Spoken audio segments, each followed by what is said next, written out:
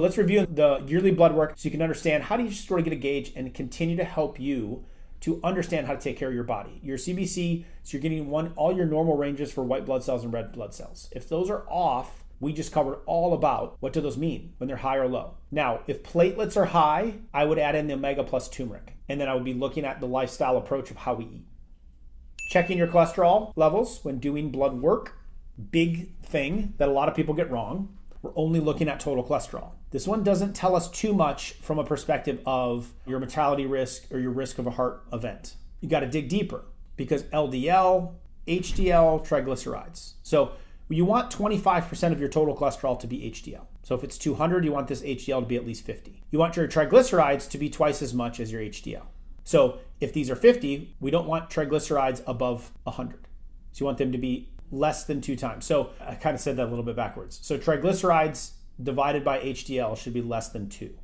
So half of your triglycerides, if you cut them in half, should be equal to HDL. Okay. And then finally with LDL, we want to be looking at the particle size. We want the small ones to be lower. We don't want a lot of small particle sizes. We want them to be larger. Until you know those numbers, along with CRP, which I'll talk about it in a second, you don't really know your status of your risk of is there a problem because your body's producing the cholesterol and you're normal compared to the person next to you could be very different. Number 3, we have sugar levels. So look in your blood, how is your fasting insulin? A lot of people don't measure this one. Between 2 and 6 means your metabolism's working well. If it's high, then you've got work to do on your liver and your metabolism. A1C, but longer term burn on your sugar burner. See how efficient you're burning it. And then glucose is going to be your more shorter term. But we want to see that below 100, not spiking too high. So in your blood, we're looking at your cells, platelets, red blood cells, white blood cells. We're looking at your cholesterol. We're looking at your sugars. So we're looking at your fats. Then you can start taking a look at specific organs. So the kidney, I would be looking at your GFR to see if there's any damage happening there. We could be looking at inflammation, especially what is it doing to the heart or the brain. And so these different inflammation markers, measure those, like CRP is very specific typically for the heart, where lactate dehydrogenase can be specific for different organs. Platelets is the blood inflammation, homocysteine, all of these tell us if inflammation is present, if they are abnormal and high.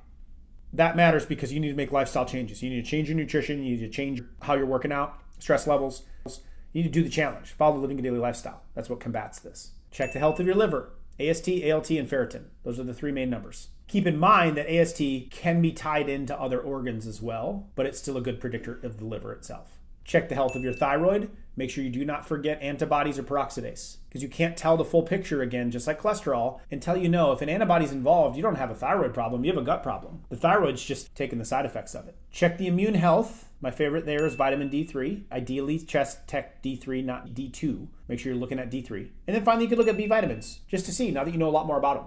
So those recommendations are right here for you. A lot of people asking me, what would I get at a blood test? This is a simplified version of some recommendations to take a peek, because you're measuring a lot of different organs and a lot of different sections, but it helps you, like no one taught me that, of making it a little more simple of, oh, I see how I can measure multiple different areas of my body.